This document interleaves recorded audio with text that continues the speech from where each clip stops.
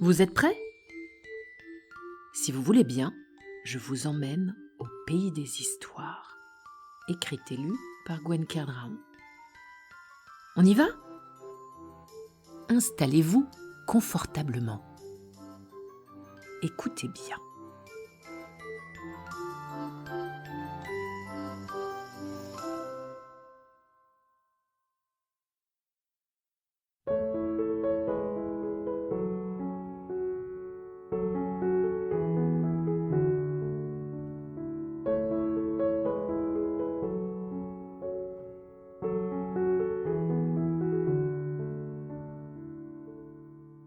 Le retard d'Ornicart.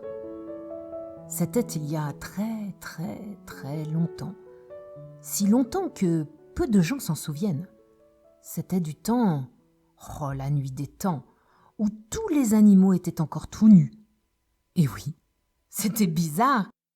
Ils n'avaient ni leurs vêtements, ni les accessoires qui vont avec.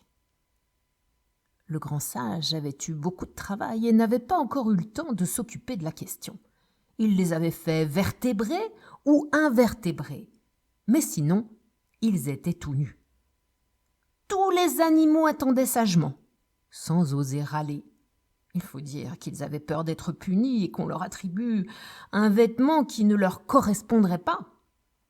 Enfin, le grand sage, libéré de ses autres tâches, se pencha sur les animaux de la terre et dit « Bon, il va peut-être falloir songer à vous habiller, dites donc. Vous ne pouvez pas vous balader tout nu comme ça ne se fait pas. Et puis, vous êtes tous agglutinés au même endroit. Il va falloir vous répartir sur toute la surface de la terre. Alors, de ce côté-ci, les invertébrés. Vous vous souvenez? Il s'agit de ceux qui n'ont pas de colonne vertébrale. Les tout mous, quoi.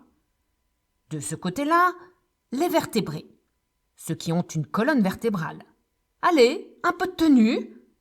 Ils obéirent tous au grand sage, car toutes les créatures en avaient assez de traîner toutes nues. Chacun voulait être beau selon ses propres critères, évidemment. Alors le grand sage reprit la parole et dit haut et fort « J'ai 2-3 trucs importants à vous dire avant de commencer. Vous avez eu le temps de réfléchir à ce que vous voulez faire de votre vie, je suppose. Je veux pouvoir vous faire confiance. Vous n'avez pas les mêmes envies, les mêmes goûts, et c'est tant mieux. Le monde n'en sera que plus beau. Je propose que vous choisissiez, dans les différentes malles, les différents coffres, toutes les caisses qui sont là, ce que vous voulez. Vous n'oublierez pas de choisir aussi d'être mâle ou femelle, car il faudra vous reproduire si vous ne voulez pas être les derniers de votre espèce. Les ramollos, les invertébrés, je veux dire, tout est dans ce coffre.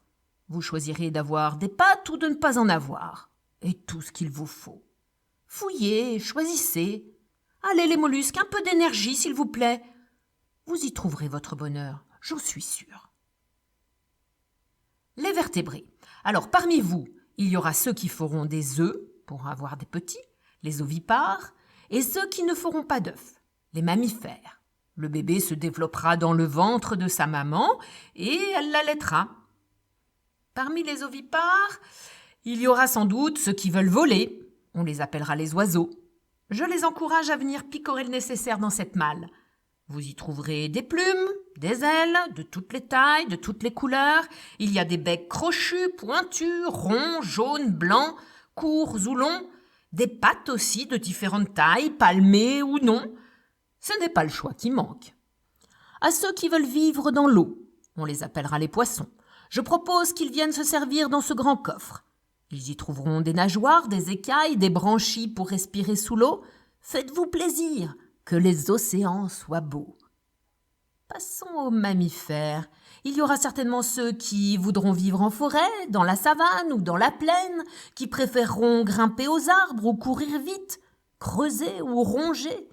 Réfléchissez et venez prendre ce dont vous aurez besoin dans ces énormes caisses. Il y a différentes fourrures, des museaux, différentes dents, des pattes plus ou moins longues, des griffes ou des sabots. Essayez d'assortir les accessoires. tous autant que vous êtes, n'oubliez pas de prendre votre cri, votre chant, votre mode d'expression, car vous avez le droit de vous exprimer et de vous faire comprendre de vos semblables ou des autres espèces. Ah oui, j'allais oublier, vous avez le droit de copier sur votre voisin, car pensez-y, ce sera bien plus tard de ne pas être tout seul de son espèce. Prenez aussi au passage un nom, ça aidera à vous reconnaître. Il y a tout ce qu'il faut dans toutes ces boîtes. Encore une chose, je ne veux pas de dispute. Vous irez vivre ensuite où bon vous semble. Choisissez l'endroit que vous aimez et adaptez, évidemment, à votre choix de vie. Les animaux aquatiques iront en rivière, dans les lacs ou dans la mer.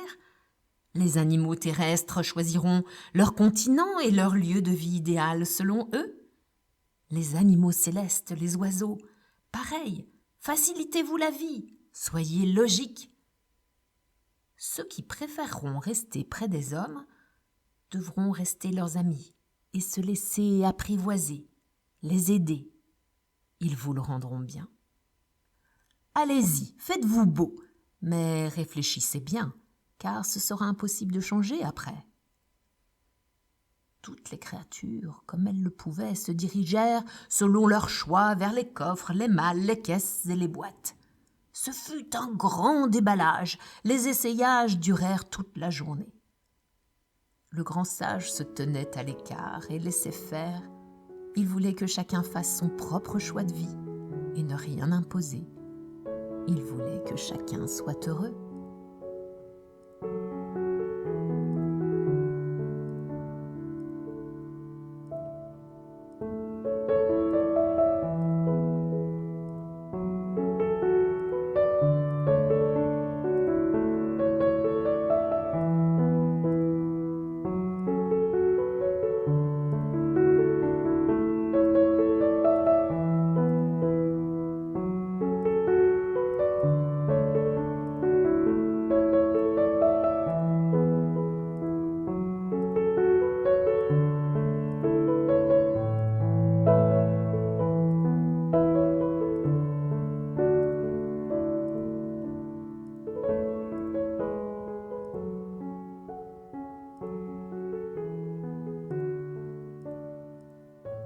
Peu à peu, les animaux s'éloignaient et allaient, selon leur capacité, vers d'autres cieux, rejoindre leurs océans, leurs forêts, leurs déserts, l'endroit qui serait leur lieu de vie dorénavant. Et le soir arriva. Certains hésitaient encore. Il y a toujours des rapides et des moins rapides, ceux qui se décident vite et ceux qui ont besoin de plus de temps. Le grand sage ne les pressait pas. Il fallait prendre son temps pour les décisions importantes. Les derniers eurent des noms un peu bizarroïdes et pas forcément toujours très jolis, car les noms les plus simples avaient déjà été pris. Il n'y avait plus beaucoup de choix. Un drôle de perroquet piocha le nom de Kakapo et se dit que c'était finalement rigolo. Ça irait bien avec son apparence étrange. Il avait choisi des ailes trop petites et n'arrivait pas à voler. Le grand sage, un regard bienveillant posé sur lui, espérait juste qu'on ne se moquerait pas trop de lui. Il y avait aussi le Kakatoès, le Dodo, le Aïe-Aïe, un genre de lémurien qui avait toujours mal quelque part. Mais finalement, cela leur allait assez bien. Alors que les derniers partaient tout fiers avec leur équipement tout neuf, leur nom et leur projet de vie, le grand sage, tout aussi fier du résultat, vit arriver, sans se presser, une drôle de petite créature encore toute nue, un retardataire. Il n'avait pas l'air très réveillé, mais où donc était-il pendant toute cette journée décisive? Sentant qu'il avait raté quelque chose, il dit pour toute excuse qu'il était dans les temps, non loin d'ici, et qu'il n'avait rien entendu.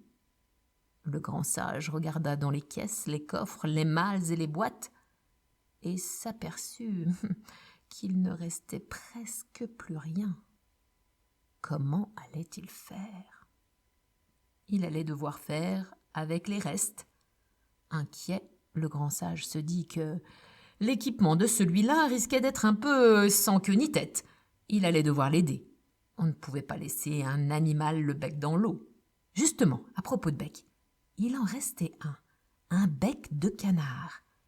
Et des pattes palmées. Ouf, ça allait ensemble. Mais, il ne restait pas de plumes. Juste une fourrure, assez douce, à poils courts et soyeux. Ça fera l'affaire. Une queue de castor, des griffes venimeuses.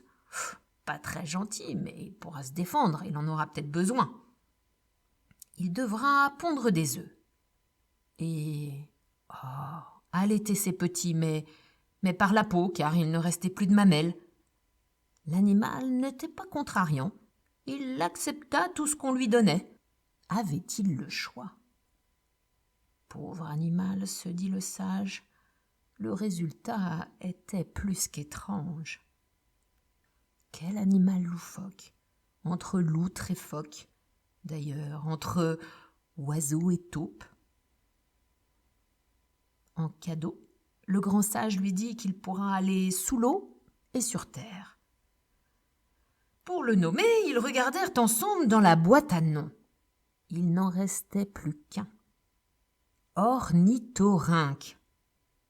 Drôle de nom pour un drôle d'animal. Mais pas d'autre choix. Là, le sage se dit que cet animal serait la bête noire des écoliers. Car aucun enfant n'arriverait à écrire son nom sans faute. Et cela le rendait triste, bien sûr. Alors, il réfléchit. Et réfléchit encore. Il fallait lui donner quelque chose de plus. Il y avait bien un moyen de le valoriser, ce pauvre animal. Il finit par trouver une solution, car à tout problème, il y a une solution. Tu seras un ornithorynque, je ne peux rien y faire, mais les écoliers pourront t'appeler Ornicard. Ainsi, ils pourront plus facilement écrire ton nom. Mieux encore, les maîtres et les maîtresses raconteront une histoire qui te rendra célèbre. L'histoire s'appellera « Mais où est donc Ornicard ?»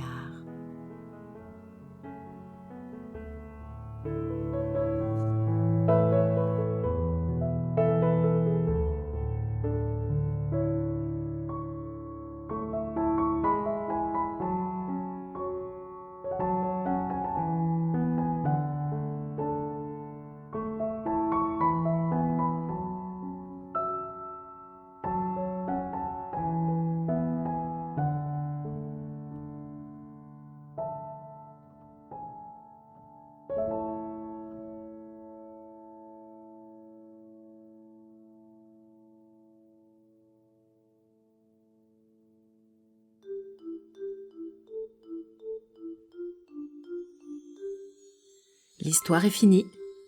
Je vous dis à bientôt au pays des histoires.